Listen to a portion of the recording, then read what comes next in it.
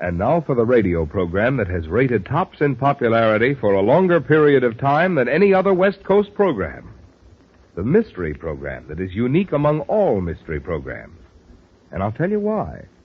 It's because you know who's guilty. You see his every move. You know his complete plans, even his innermost thoughts.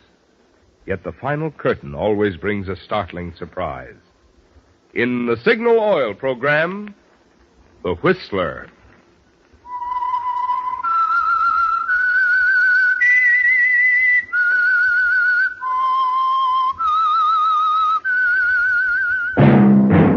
That whistle is your signal for the Signal Oil program, The Whistler.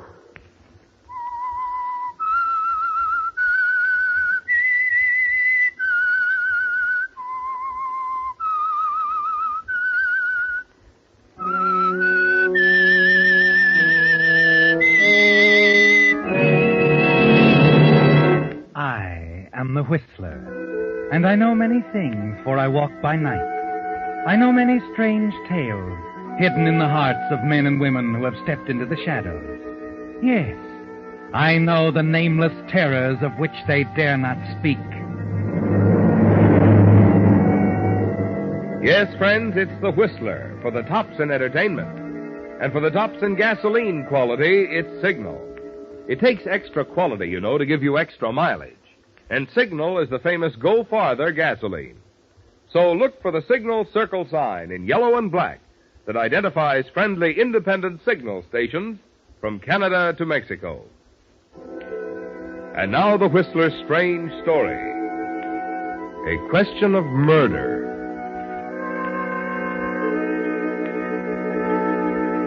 The terrible truth underlying it all didn't come to Carol Randolph as a bolt out of the blue. Rather, it came slowly, like the gathering of a summer storm. In the beginning, there was only a gentle rustling, like the movement of the leaves before a wind, more to be sensed than actually seen. Later, there were other signs more threatening, more violent, and at last the storm broke in all its fury. But that was later.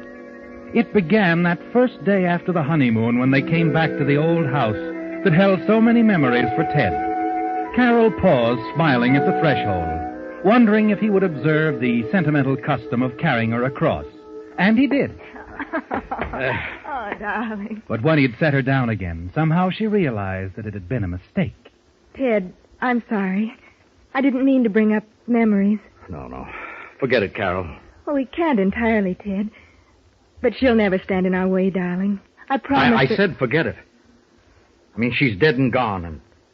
And if anything about this house makes you unhappy, I'll tear it down brick by brick.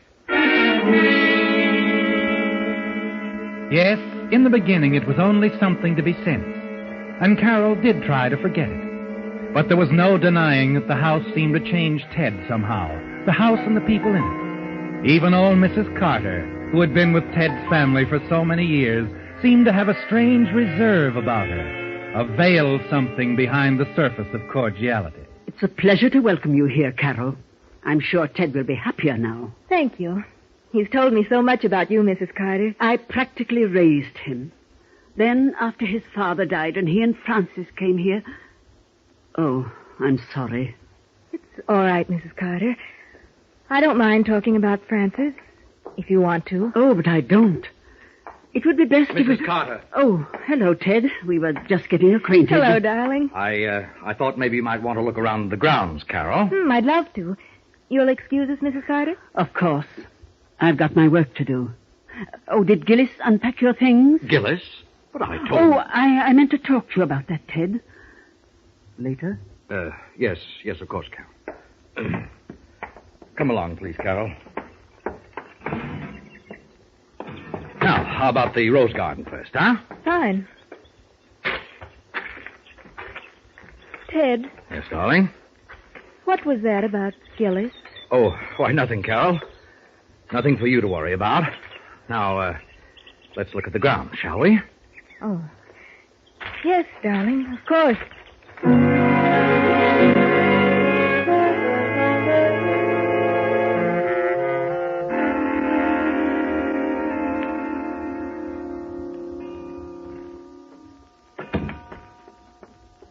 Good evening, madame. Oh, hello. You must be Gillis. Yes, I didn't get a chance to thank you for putting everything away for me. I appreciate it, Gillis. it's what I'm supposed to do, madame. Do you want both windows open, madame? Just that one is fine. Gillis. That's an unusual name. My name is really Marie, madame. She always called me Gillis. Said it sounded more continental-like. The first Mrs. Randolph? That's right. Oh, I'm sorry, madame. I didn't Gillis, mean... let's understand each other. I'm not sensitive about Ted's having been married before. You don't have to feel strange around me. I'm sure we're going to get along just fine. Oh, then you've spoken to Mr. Randolph about me? Spoken to him? Yes. You see, he said that I should be let go. Oh? Mrs. Carter says it's because I talk too much. I don't mean to. Words don't come too easy for me, madame. The right ones, I mean. And when they asked me all those questions at the inquest, Mr. Randolph didn't like... Inquest? Gillis, you don't mean inquest. They only hold an inquest when there's something strange about a death. I know, madame.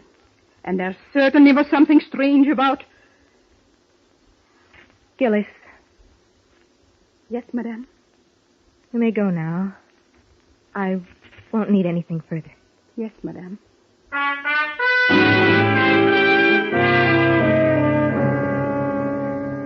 Yes, Carol, it all began slowly. But as you watch Gillis shuffle off down the hall, you're conscious of a chill in the air. And in spite of yourself, you shudder slightly before you're able to push it out of your mind and go downstairs to join Ted. But by the following evening, the whole incident is forgotten as you and Ted entertain Dave Arnold, one of his oldest I never friends. forget that one.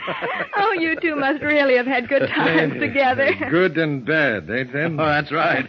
So I must say you've always managed to get the things you wanted from life. That's a compliment, Carol, from an envious, dyed-in-the-wool bachelor. Oh, you shouldn't complain, Dave. There's certainly something you can do about that. No. Too busy with my career. Oh? Well, Ted's in the district attorney's office, and he's found time for marriage. That's just it. In. Mine wants to get in. And you know, when these political machines get entrenched, they can get away with murder. You make it sound horrible. No defense, darling? Oh, we don't need one. We put our case up to the voters, remember? I certainly do. What we need is a Ted Randolph to run our campaign. I couldn't swing you over to our side, could I, Ted? We can promise big things, too. No, I'm afraid not, Dave. Oh, I'll admit your candidate's all right, but I think our man's a little better. Well, nothing to do then but dig up some dirt in your past and smear you. Dave. No, I'm joking, Carol. Deadly business politics. Oh, say, I've got to run. Big day for me tomorrow. Well, nice to have you again, Dave. Yes, and make it more often in the future, You've got a great deal. The dinner was wonderful. Good night, Ted. Carol. Good night. Thanks again. Good night. Anytime, Dave. Good night. Was everything all right? Oh, yes, sure. It's perfect. You know, I like him. Dave? Oh, he's all right. All right. I think he's charming. And he likes you. The way he hangs on every word when you're talking. Oh, yes. Just waiting for me to make a slip. A slip? Oh, Ted. Oh, why, does that surprise you? Surprise? Why, it shocks me. You're not serious. Look, darling, I love you, but sometimes you're a little naive. Why, Dave's an old friend, yes, but he's in the opposite political camp. Don't forget that. Why, he'd use anything to get us out of office. And he wasn't kidding when he said he'd smear me if he could. Ted, you must be exaggerating. Besides, what could he possibly find out about you? Carol, I've got some work to do. Would you excuse me for a while? Ted, wait. Yes? I've been wanting to talk to you. Tell me, how did you and Francis get along? Why, we quarreled. Is that all? No. No, once upon a New Year's, there was a girl I met on a trip to St. Louis. Girl I'd known for a long time. After Francis died, I married her. And I love her very much. That's all that's important. Oh, Ted. Ted, you didn't ever quarrel with Francis about me. Is that what's worrying you? Why, of course not, darling. Now, forget it, please.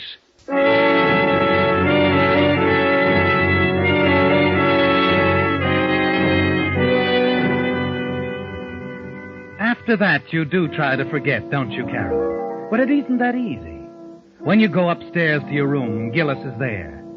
You discover that she's not only talkative, but inquisitive, too. Worst of all, she asks a question that you can't answer. A startling question. Excuse me, madame. Will Mr. Ben ever come back?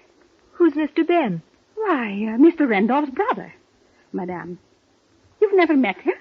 Oh, yes, Ted's brother. I wondered if they had ever patched things up. It was a terrible argument they had, you know, the day Mrs. Randolph died. I'll never forget that shocking way to start a new year. New Year? Yeah, it was just a few days after. I remember Mr. Randolph had just come back from a trip from St. Louis. Oh, it was terrible, madame. They had a regular knockdown and drag-out. She came screaming for a divorce. Divorce? That's what they quarreled about. Mrs. Randolph said she should rather be dead than go on things being like they were. Poor woman. Little did she know that in less than 12 hours from then, she would be dead. What did you say, Gillis? When did she die? The very next morning. Early. Didn't you know, madame? It was an accident. She started to fix her bath and slipped somehow. Tried to grab something to keep from falling and caught a loose wire from the electric heater. Oh, no. Yes. And I never have been able to understand how a bare wire could have come loose that way. Oh, it was terrible, madame. She was electrocuted on the spot.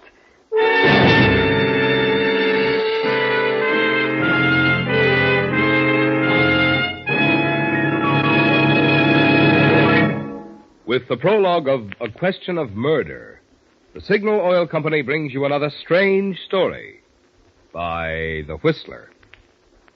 Did you know that contract bridge has become such a popular game it's now played by almost half of the adults in America? Well, that's why Signal Oil Company decided that something should be done for this important group of our listeners.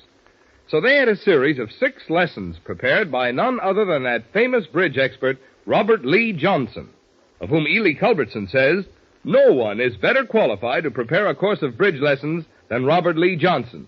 I recommend these Signal bridge lessons to all who are interested in learning bridge or improving their game." After hearing such praise from Ely Culbertson, you've no doubt like to know where you can get copies of these Signal bridge lessons. The answer is right down at your neighborhood Signal dealers. Each week, a new lesson in this series of 6 is yours for the asking.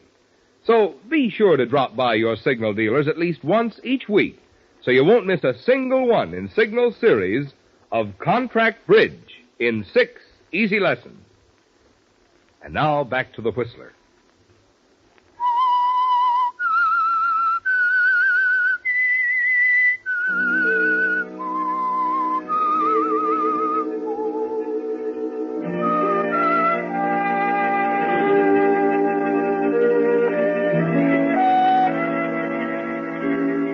The gathering storm is closing in, isn't it, Carol? Like dark, warning clouds before the storm. You're sure now that Ted lied about the argument with Frances, his first wife. He told you it was nothing serious, didn't concern you. But from what Gillis has told you, you're certain the quarrel was over you, and that shortly afterwards Frances was dead. It's a terrible knowledge you possess, isn't it? Because you don't know what to do about it. The next morning you spend walking around the grounds, going over the whole nightmare in your mind. And then as you start back across the terrace to the house... Well, hello. Oh. You must be the new Mrs. Randolph, huh? I'm sorry, I don't believe we... No, my dear, we haven't met. But we're going to be real friends. I'm Ben, Ted's brother. Oh, I'm sure he's told you all about Brother Ben. Oh, yes, certainly. Ted's spoken of you so often, I did wonder when I was going to have the pleasure. Nice work, Mrs. Randolph. Shall we go in the house? Carol? Oh, you have talked to Ted about me. Oh, frankly, no. I simply read in papers. I was going to run down here sooner, but I allowed time for you two to get back from the honeymoon. A few days to get settled. Well, after you, Carol. That's it. My. Place has been all redone, huh? Your ideas? Why, no. It was like this when I... Mrs. Carter, I'll bet. Thinks of everything, that woman. Ted's always been a favorite. Yes, I know. I'm sure you'll want to say hello to Mrs. Carter. She's in the hall. Oh, Mrs. Don't Carter... bother if she's busy. I really don't. Yes, Carol? I really wanted a few moments to talk to you. Yes, it's me. The prodigal, the black sheep, the... I'm sorry, Mr. Randolph. You can't stay. Mrs. Carter. I have my orders. But why? I'm the... Oh, so you haven't told her about me, Mrs. Carter. What a rascal I am, a stealer. Please, Mr. Randolph, don't make it unpleasant for me. I'm hired to do exactly... No, old girl. Don't get the blood temperature up. I'm not staying. I have a perfectly satisfactory place to stay in town, the Marlborough. Nothing but the best. However, Mrs. Carter... Yes? Tell Ted I'll be dropping in, huh? Have to see him. Perhaps tomorrow night? I'll tell him. I intend to speak to Ted, too, Ben. You may come tonight if you wish. Oh, no. Always like to forewarn my brother. He's a planner, you know, Carol. He likes to know just what's going on. Exactly where he's going, dates, times, places. You gotta let him think he's in the driver's seat. Haven't you found it so? I'm discovering things that I didn't know. Oh, and your discoveries will be endless. I've got to admire the boy, though. You'd think he was the senior, huh? He's a regular little Napoleon Teddy boy. The way he makes circumstances. Brilliant. Makes the circumstance? Yeah, you know. Plans. Fixes things. Even covers things up. Eh, Mrs. Carter? I'll show you out. No, wait. Just a minute, Ben. Did Ted cover something up? Oh. He hasn't told you about the unusual circumstances of Francis's accident, huh? I guess he wouldn't. Well, tomorrow night. Get me in his date book, Mrs. Carter. I'll show you to the door. Don't bother. Good afternoon, all. Oh, the nerve. Just a minute, Mrs. Carter. Yes, Carol? Mrs. Carter, I found you very kind, very considerate since I came here. But I think I have a right to... I'm sorry, Carol. Really. But about Ben... Well, Ben isn't a nice person. He upsets Ted, all of us. Please, why not forget what happened? Enjoy your husband, Carol, your beautiful home. Just don't puzzle and fret over things that are dead and gone. I wish it were that simple, Mrs. Carter.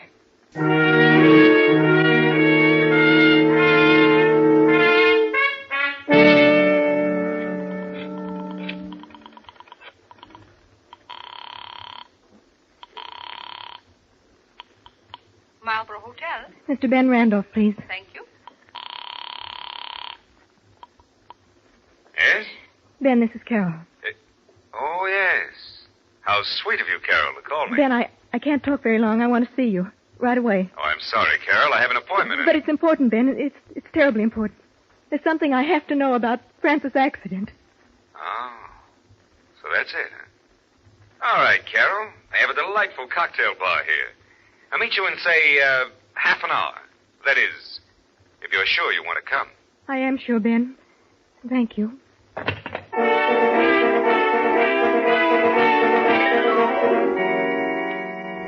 You are sure, aren't you, Carol?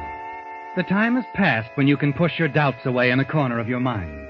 You must know all the facts, and Ted's brother Ben seems to be the only one you can turn to. 20 minutes later, you start across the lobby to the cocktail lounge. Carol, wait. Ted! Yes. Mrs. Carter called me. I'm sorry, Carol, but you mustn't meet him. She told you. She was spying on me. She heard me ask about Francis. No, you're wrong. She just happened to hear you mention Ben's name, that's all. I guessed the rest. Carol, I don't want you to see him. And is there some reason why I shouldn't? No, Carol, only that it won't do you any good. I'll have to ask you to go home. I'll deal with my brother Ben. You turn and hurry away from Ted. Driving home, your hands tremble holding the wheel. By the time you reach the house and start inside, a terrible sick feeling sweeps over you. Your brain seems to pound miserably. And as you start up the stairs, your legs grow weaker and weaker until they give way beneath you.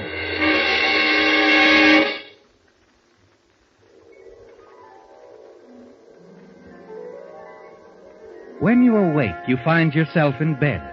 Mrs. Carter is looking down at you, smiling her quiet, assured smile. Feeling better, Carol? Better? Why... Oh, I feel fine. Why did you put me to bed? You fainted going up the stairs. I told Ted when he came home. He agrees with me that you should stay in bed for a while. Is there anything you want me to bring you? No. Oh, nothing. Just leave me alone.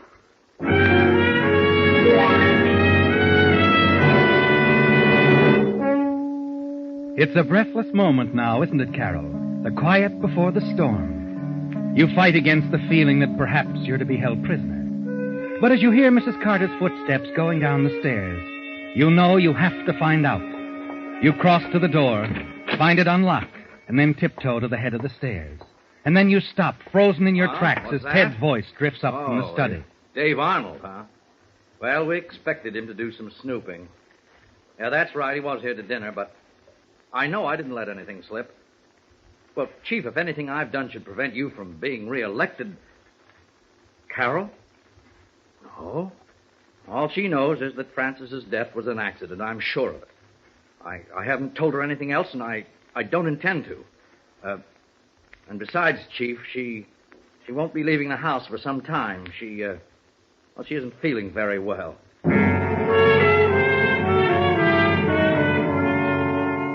Yes, the storm is broken now, hasn't it, Carol? And the meaning of everything that's happened is clear to you.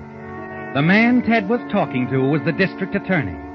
He knows the truth about Frances's death and is helping to cover it up. And then you remember what Dave Arnold said about entrenched political machines, that they can get away with murder. And from what Ted said on the phone, you know you're being held prisoner. But it's more than just you now, Carol, more than your happiness or your safety. There's a principle involved, a principle that affects thousands of people. And suddenly you realize only one man you know can do anything about it. Your husband's political enemy, Dave Arnold. You go back to your room, take a piece of paper from the desk and scrawl a hurried note. Then a few minutes later... You rang for me, madame? Yes, Gillis, here. I've written a letter. I want you to take it and mail it. A letter? Yes, madame. And, Gillis, it must be done right away. Don't let anything stop you. I won't, madame. Hide it, Gillis. Hide the letter.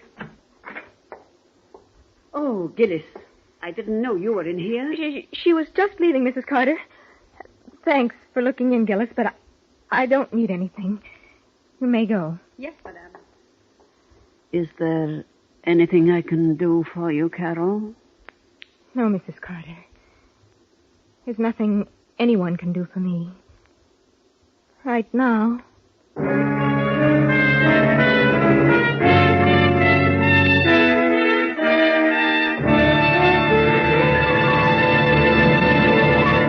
The Whistler will return in just a moment with a strange ending to tonight's story.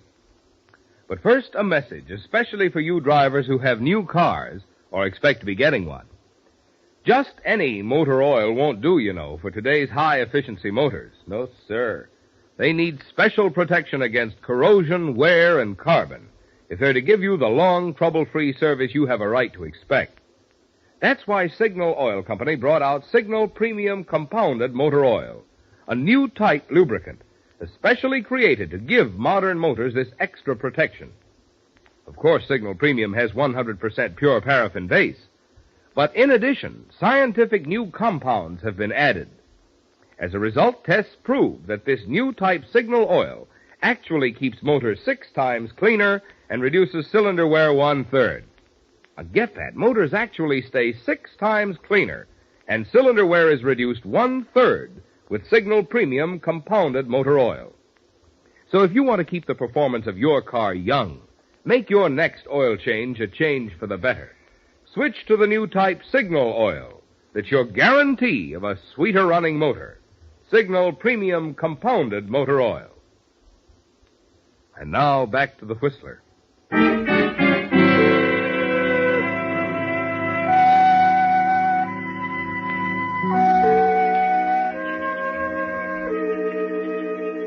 You can't fight the storm anymore, Carol. You're weary of it, of thinking about Ted and the way Frances, his first wife, died. It was shortly after he saw you in St. Louis that she refused him a divorce. And it's all too clear to you what happened to her. It's an hour now since you gave Gillis the note for Dave, explaining everything. Suddenly you realize that you can't face Ted when it's over. You want to get away, take a train for another city, and try somehow to forget. Put this terrible nightmare behind you. You dress quickly, slip out into the hall, and tiptoe down the stairs. You wait until you can hear Mrs. Carter in another part of the house, and then run for the door. You're hurrying down the drive to the garage where your car is parked when... Well, we meet again, Carol. And just where I ran into you before. Ben. Oh, don't let me alarm you. Ted's furious enough with me as it is. I came to apologize. He talked to you about me? Oh, he certainly did. Poor old Ted. His women give him a lot of trouble. Frances certainly led him a merry chase, in another direction, of course. Frances? Yeah. First she tried spending his money, and when that got boring, she started spending some of it on me. Well, that was pleasant for a while. You mean Frances was interested in you? Interested? Well, that's one way of putting it, yes. Tell me about her, Ben. All right. Well, she wanted to marry me. It scared me silly when I found out. Oh, we had our laughs together, sure, but marriage? Well, that's a little bit more than stealing your brother's slingshot, huh? You and Frances. That's why Ted asked her for a divorce. It wasn't me at all. What? Oh, he didn't ask her for a divorce, Carol. She asked him. Oh, they had a terrible row about it. But you know, Ted, he clings to that for better or worse idea. And then, too, there's his position, the election and all. They decided it wasn't the sort of thing to let that Dave Arnold crowd find out about and twist all out of shape. Her accident, Ben. What did happen? Well, don't say you got this from me now. But it's simple enough. Frances tried to kill Ted, Carol. She smeared the bathtub with soap, ran the electric heater wire along in the back of the towel rack. What? Yeah. She had it all set up for Ted.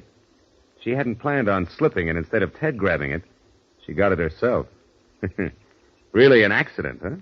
Oh, and Ted protected her, kept it quiet. Well, it was as much for his boss as for her. The district attorney couldn't get any place with rumors floating around that one of his boys was... Carol! Carol! Ted's voice, calling from the house, seems to bring your heart up into your throat. You move slowly along the drive, almost stumbling, the tears starting as you realize what you've done. That note you sent to Dave. It will ruin Ted, the district attorney, everything. You reach the terrace, stop, unable to go any farther. Carol? Mrs. Carter. You're feeling better, aren't you, dear? Mrs. Carter, I can't see Ted now. Yes, you can. Here. Please forgive a meddling old lady, Carol, but I took this letter from Gillis. You didn't really want it mailed, did you? The letter? Oh, Mrs. Carter. Carol! Where are you, Carol? Your husband is calling, Mrs. Randolph. I think you should go to him. I have my work to do.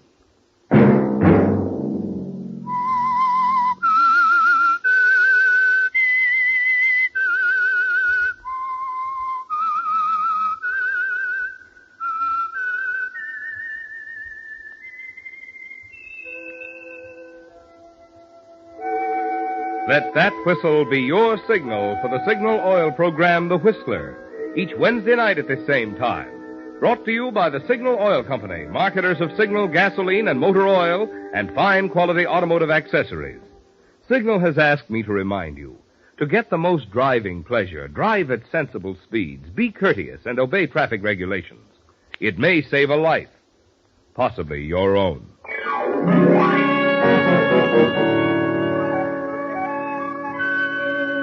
Featured in tonight's story were Lorette Philbrandt, Joseph Kearns, and Gerald Moore. The Whistler was produced and directed by George W. Allen, with story by Beth Barnes and music by Wilbur Hatch, and was transmitted to our troops overseas by the Armed Forces Radio Service. Remember, at this same time next Wednesday, another strange tale by The Whistler. This is Marvin Miller speaking. This is CBS, the Columbia Broadcasting System.